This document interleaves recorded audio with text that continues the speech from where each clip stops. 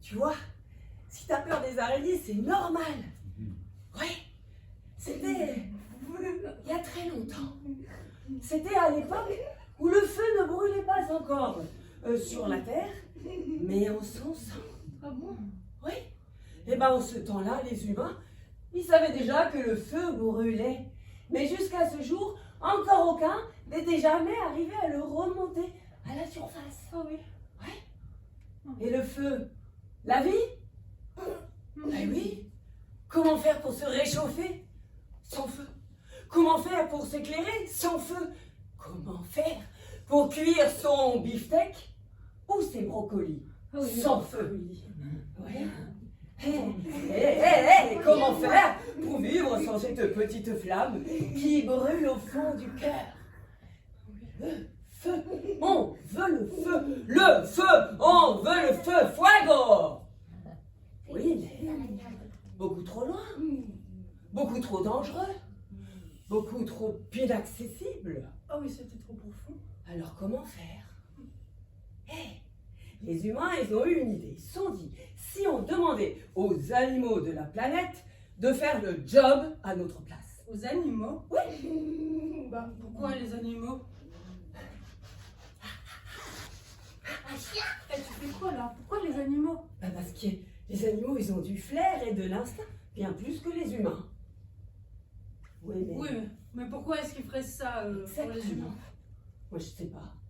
Bah, faudrait bien qu'ils aient un intérêt à faire ça.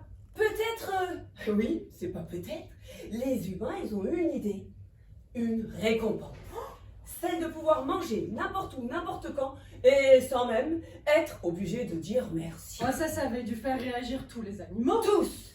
Les petits, les grands, les poilus, les chevelus, les rampants, les serpents, les scolopendres, les fourmis, les girafes. Les taupes, ça creuse, les taupes. Ouais, mais aucune n'y était arrivée. Sauf qu'un jour, c'est l'araignée. Ah, mais arrête! L'araignée avec ses grandes pattes noires et chevelues. Elle s'est dit, ah, si j'arrivais à fabriquer une longue corde et que depuis le gouffre de l'enfer, je la laissais descendre.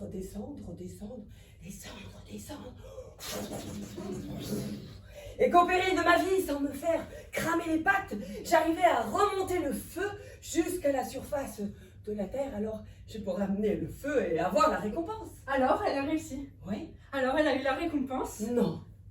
Ah bon? Écoute. Quand elle est arrivée tout là-haut, elle était tellement fatiguée qu'elle a voulu piquer un petit roupillon. Elle s'est mise à l'abri du vent, elle a caché sa flamme et là, elle a dormi. À ce moment-là, ah, une mouche, ça c'est une mouche. Non, c'est une guêpe. Elle a senti une odeur inconnue. C'était la première fumée qui brûlait sur la terre. Elle a suivi l'odeur. Oui. Mais alors? Elle est arrivée là. Elle a vu l'araignée en Oh là là! La flamme sans surveillance alors? Oui. Et alors? Elle s'est frottée les pattes. La mouche. Ne me dis pas! Si. Elle Elle a attrapé le feu.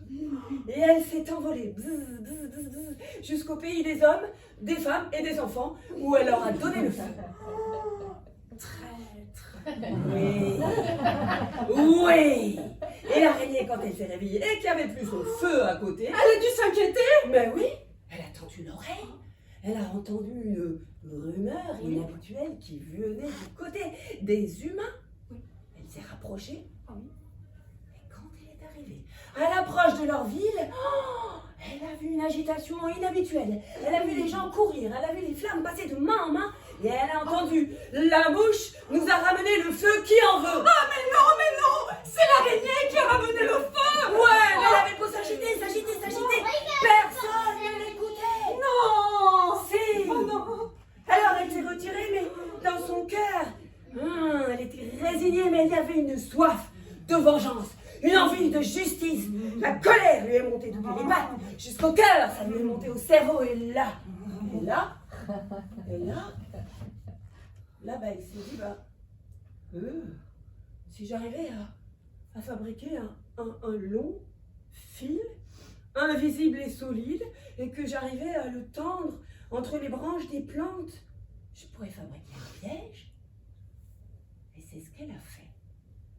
Elle s'est cachée, elle a attendu, et... Platch! La mouche est venue s'empêcher dans la toile. L'araignée est sortie. Elle a rebondi comme sur un trampoline, et là, quand elle a vu la mouche, elle l'a dévorée, elle l'a bouffé tout cru, elle a tout bouffé. Et depuis ce jour, les araignées tissent des toiles de partout dans le monde pour continuer à se venger de la mouche qui un jour avait volé le feu. Et c'est depuis ce jour aussi que les mouches s'invitent à toutes les tables, n'importe où, n'importe quand, et en plus elles ne disent même pas merci. Oui, mais c'est depuis ce jour aussi que les araignées font des petites apparitions dans les caves, dans les maisons, avec leurs pattes noires et velues, et qu'elles font peur aux humains, parce que eux, ils n'avaient vu que du feu.